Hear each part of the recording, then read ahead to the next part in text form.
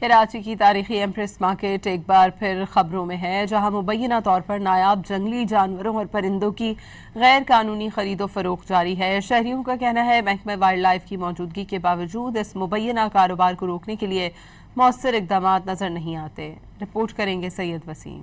کراچی کی تاریخی empress market میں مبینہ طور پر مگرمچھ، کونج، فلیمنگوز، الو، عقاب اور دیگر نایاب جنگلی پرندے اور جانور کھلے عام فروخت کیے جا رہے ہیں۔ شہریوں کا کہنا ہے کہ جنگلی حیات کے تحفظ کے لیے قوانین موجود ہونے کے باوجود ان پر مؤثر عمل درآمد دکھائی نہیں دیتا۔ وائلڈ لائف کا جو بندے ہیں ان کو چاہیے کہ وہ اپنا کام کرے، ڈیوٹی کرے اور لوگوں کو پکڑیں جو شکار کر رہے ہیں غیر قانونی، کیونکہ انہی کی وجہ سے وہ گھروں پہ بیٹھے ہوئے تنخواہ لے رہے ہیں، جس کی وجہ سے ہمارے جنگلات جو ہے نا خالی پرندے بالکل نظر نہیں آ رہے۔ ماہرین کے مطابق نایاب پرندوں کی غیر قانونی خرید و فروخت نہ صرف ماحولیات پر اثر انداز ہوتی ہے بلکہ کئی نسلیں معدومی کے خطرے سے بھی دوچار ہو سکتی ہیں۔ دکاندار تسلیم کرتے ہیں کہ ان کی فروخت غیر قانونی ہے، لیکن پھر بھی یہ کام ترک نہیں کرتے۔ یہ 20,000 کا بھی ہے، 30,000 کا بھی ہے، 40,000 کا بھی مختلف ہوتے ہیں۔ یہ تو شکاری لوگ لاتے ہیں، وہ شکاری لوگ جنگل سے پکڑتے ہیں، جیسے ایسے گھروں میں بریڈ نہیں ہوتا ہی۔ ایمپریس مارکیٹ میں نایاب جانوروں اور پرندوں کی خرید و فروخت نے انتظامیہ کی سنجیدگی پر کئی سوالات کھڑے کر دیے ہیں۔